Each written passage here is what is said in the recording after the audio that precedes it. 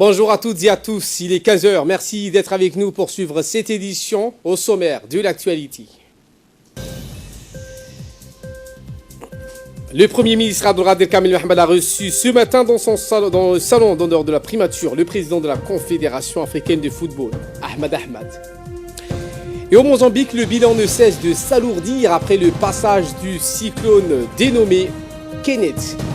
Voilà pour les titres. Merci si vous nous rejoignez sur Télé Djibouti. Le Premier ministre Abdelkader Kamil Mohamed a reçu ce matin le président de la Fédération africaine de football, le CAF, M.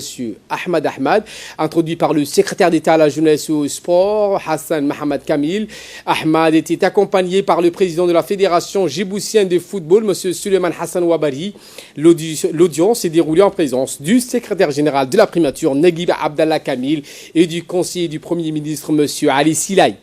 Au milieu de cet entretien figurait le renforcement des capacités au niveau des formations de base afin de soutenir l'éducation au football pour les enfants. La visite officielle du patron de la CAF à Djibouti revêt une importance pour la promotion et le développement de ces disciplines phares à Djibouti. Sur le plan social, la création d'une école de formation et le développement des infrastructures, notamment dans les collectivités décentralisées, participent au développement des aptitudes à la vie quotidienne des enfants grâce aux valeurs essentielles du football djiboutien. Il faut toute une décennie, voire une génération pour atteindre un certain niveau et avoir une équipe nationale compétitive au niveau continental. Les 2 hommes se sont accordés sur l'importance de la détection des talents en foot qui doit se faire très tôt et figurer dans une politique sportive plus globale. Eh bien, nous avons donc interviewé M. Ahmad Ahmad. Il a précisé que la promotion du foot djiboutien nécessite l'implication de tous les acteurs, notamment du gouvernement et la société civile. Écoutons. Vous savez, je suis ici à Djibouti depuis hier pour une visite officielle en même temps, mais qui coïncide dans le cadre d'un séminaire que nous organisons ici à Djibouti, un séminaire que nous intitulons JS Academy. C'est un séminaire de renforcement de capacité de nos secrétaires généraux pour que nous puissions mettre en place une bonne gouvernance dans toutes les fédérations de l'Afrique. Mais en même temps, quoi qu'il en soit, on a profité pour faire une visite officielle, une visite de courtoisie auprès des autorités politiques djiboutiennes, en qui j'adresse tous mes remerciements pour leur disponibilité et pour les discussions que nous avons eues ensemble avec eux. La discussion se base sur quoi? C'est autour du développement du football. Vous savez que Djibouti, Comores, Madagascar, beaucoup de pays, Burundi à côté, on peut dire que ce sont des petits pays du football. Mais aujourd'hui, avec des programmes du football international qui préparent en profondeur leur football. Ça va demander du temps, mais avec les efforts qui sont entrepris, surtout à Djibouti aujourd'hui, je peux vous garantir, dans quelques années, vous allez voir une évolution du football djiboutien. Je peux vous garantir, je ne peux pas dire le résultat par rapport aux autres pays, mais vous allez voir, par rapport à l'éducation même des enfants djiboutiens, et surtout par rapport à leur niveau du football, il va y avoir une grande différence. De l'équipe nationale, on ne parle pas d'une équipe fédérale, on parle d'équipe nationale. C'est la souveraineté d'un pays, c'est la fierté d'un pays, c'est la couleur du pays qu'il porte sur le plan international. Et là donc, c'est le gouvernement qui doit être le leader en matière d'organisation, en matière de soutien financier.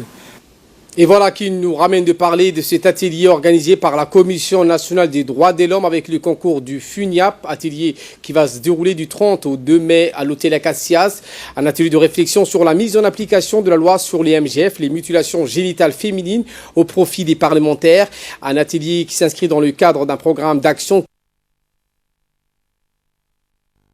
suivi le reportage des droits de santé reproductive, en particulier les MGF, ainsi que les violences basées sur les genres. Le président de la compagnie du président de la CNDH et de la chef du bureau du FUNIAP à Djibouti, Mme Aïcha Ibrahim Djama. L'UNFPA a été partie prenante et le Parlement de Djibouti a toujours eu une position avant-gardiste lorsqu'il s'agit de la lutte contre les mutilations génitales féminines. Et je pense qu'aujourd'hui, avec l'appui de la Commission nationale des droits de l'homme, nous ne pouvons qu'aller de l'avant et parvenir à ce que cette loi soit appliquée, que le droit de nos petites filles soit sauvegardé. Et déjà Djibouti est de plus en plus cité comme une bonne pratique dans cette région où nous sommes et dans bien d'autres régions. Et j'espère que bientôt nous pourrons dire vraiment, ce ne sera plus l'abandon des MGF, mais nous devrons militer pour qu'il y ait zéro mutilation génitale et qu'un jour, on dira qu'aujourd'hui, cette année, il n'y a pas eu de mutilation génitale dans la République. Écoutons à présent le président de la Commission nationale des droits de l'homme. Cet atelier de réflexion pour l'application de la loi portant sur les mutilations génitales féminines s'inscrit dans la mission première de la Commission nationale des droits de l'homme, à savoir la promotion et la protection des droits de l'homme dans tous ses aspects au niveau national. C'est une mission noble dont le but est de parvenir à un environnement respectueux des droits de chacune, femme, jeune fille, et de chacun. Cela constitue aussi un large champ d'action, car notre pays a ratifié un nombre important de conventions internationales relatives aux droits de l'enfant et des femmes. En 1998, Djibouti a ratifié la Convention sur l'élimination des discriminations à l'égard des femmes, communément connue sous le sigle CEDEF. En février 2005, elle a ratifié le protocole de Maputo de l'Union africaine sur les droits de la femme, qui requiert dans son article 5 l'interdiction et la condamnation de l'excision.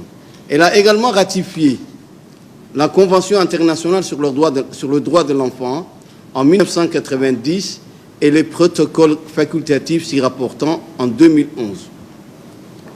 Pour la mise en œuvre de tous ces instruments régionaux et internationaux, la Commission nationale des droits de l'homme s'appuie sur des partenaires de développement tels que le FNUAP et sur des parties prenantes dont le Parlement occupe le premier plan.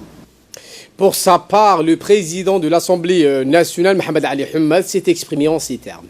Préserver les droits des femmes, c'est offrir au monde un avenir prospère, équitable et bienveillant. C'est aussi ôter à nos mères, sœurs et filles les désagréments d'une tradition dégradante et mortifère. Cette tradition dégradante est l'organe reproducteur de la femme que nous dénommons mutilation génitale féminine devrait cesser depuis jadis.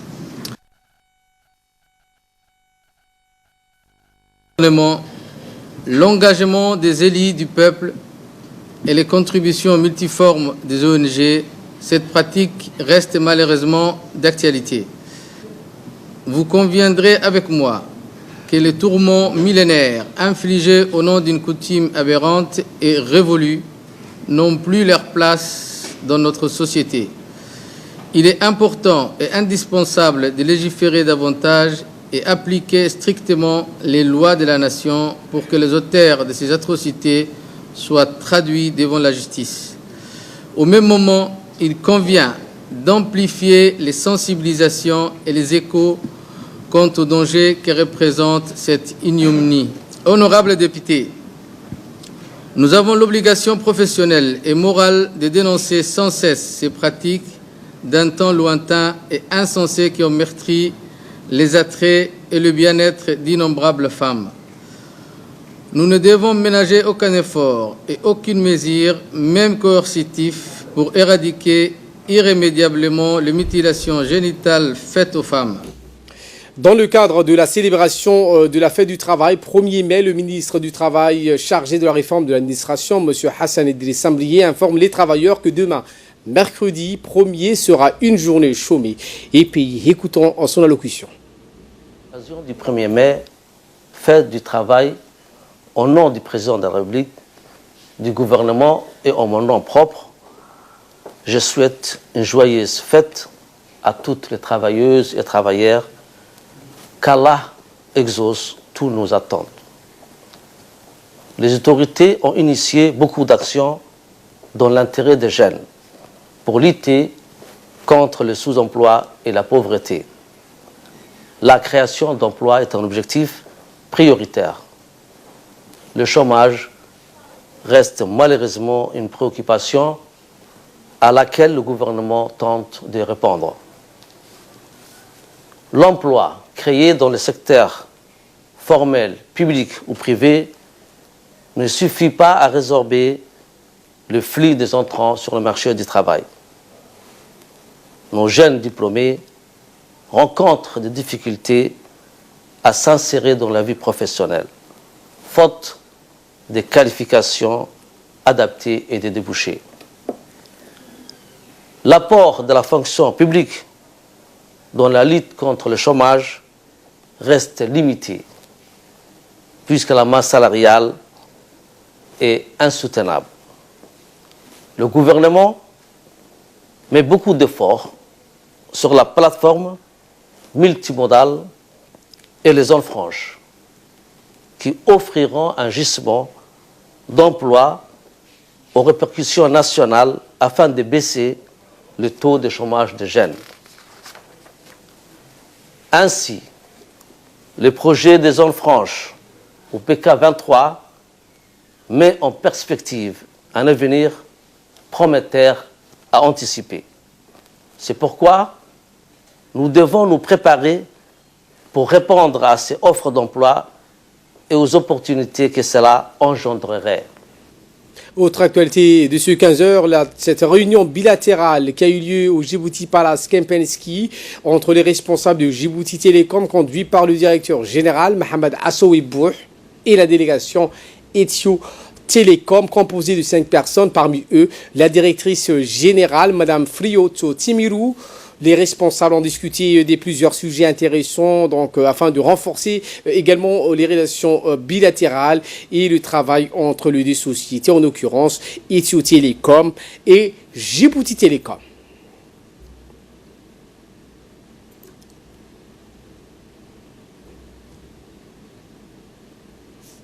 Écoutons à présent le directeur général de Djibouti Télécom. Nos leaders se sont engagés dans la voie de l'intégration régionale qui est aujourd'hui une réalité entre nos deux pays dans de nombreux domaines.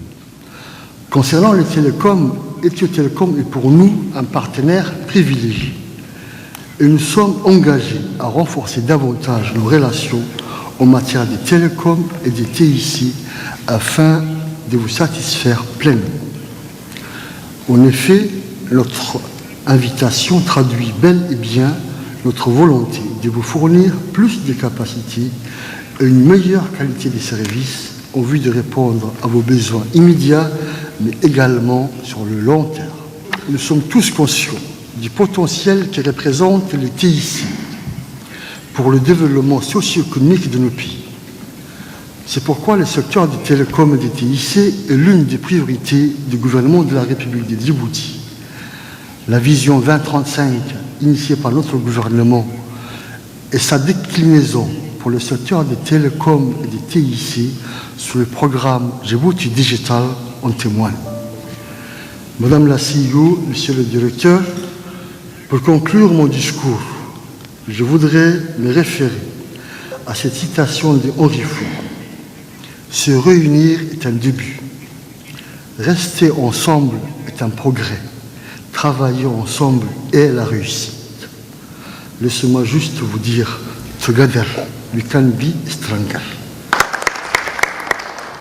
Sous la houlette du directeur général Ahmad Al-Daïb de la CAC International Bank qui a ouvert officiellement ce matin son agence VIP à Haramouz, une agence qui permettra de désenclaver la succursale et partant donc ainsi de se rapprocher de ses clients les plus prestigieux, à savoir les VIP de la cité Haramouz. D'autre part, son installation à Djibouti, la banque s'évertue à diversifier sa clientèle dans tout le pays en implantant des agences dans la capitale. CAC International Bank a pour objectif principal de satisfaire, quel que soit le prix, ses clients en matière de services bancaires. Outre le directeur général de CAC Bank, Ahmed Al-Taïb, le gouverneur de la Banque centrale, Ahmed Ousmane, le secrétaire général de la primature, Neguib Abdallah Kamil, des diplomates accrédités à Djibouti ainsi que des hommes d'affaires ont pris part donc à cette cérémonie d'inauguration de cette agence VIP. Après la coupure du ruban, les invités ont eu droit donc à une visite guidée de l'agence VIP.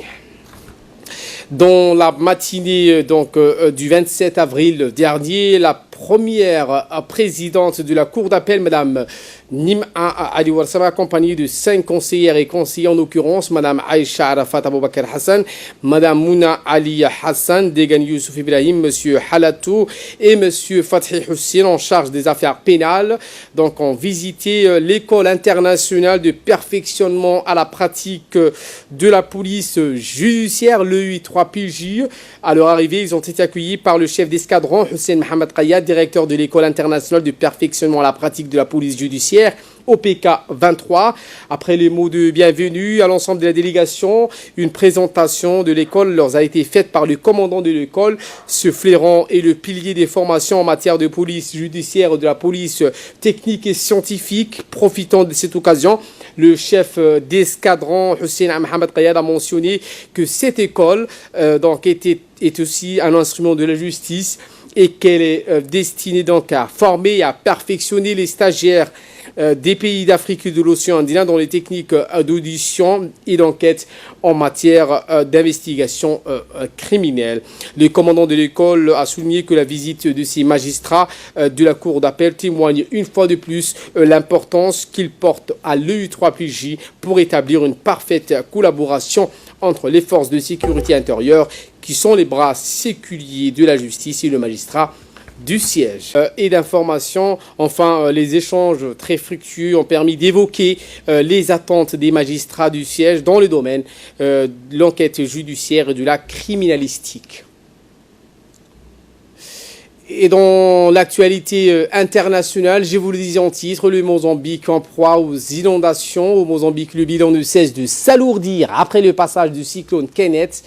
D'après les autorités, au moins 30 personnes ont trouvé la mort et une quarantaine d'autres ont été blessées après le vent violent qui ont frappé le nord du pays et provoqué des graves inondations. Ce dimanche, les eaux ont envahi la ville de Pemba où les foyers restent privés d'électricité. Près de 35 000 habitations auraient été détruites ou endommagées. Des pluies torrentielles devraient continuer de s'abattre dans cette zone dans les prochains jours.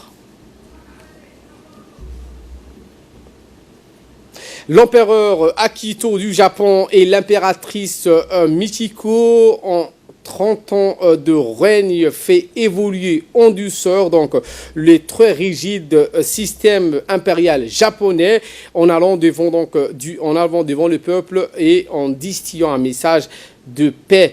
Sous son air de frêle et effacé, le souverain à la voix douce et distinguée depuis le choix d'un mariage d'amour avec une routurière rencontrée sur un court de tennis jusqu'au remords exprimé au fil du pèlerinage sur le lieu des exactions de l'ancienne armée impériale pendant la première partie du XXe siècle. Vous aurez dans ces images nos prochaines éditions. Voilà pour l'essentiel de ce 15h. Merci à vous de nous avoir suivis et très bon suivi programme sur Télé Djibouti.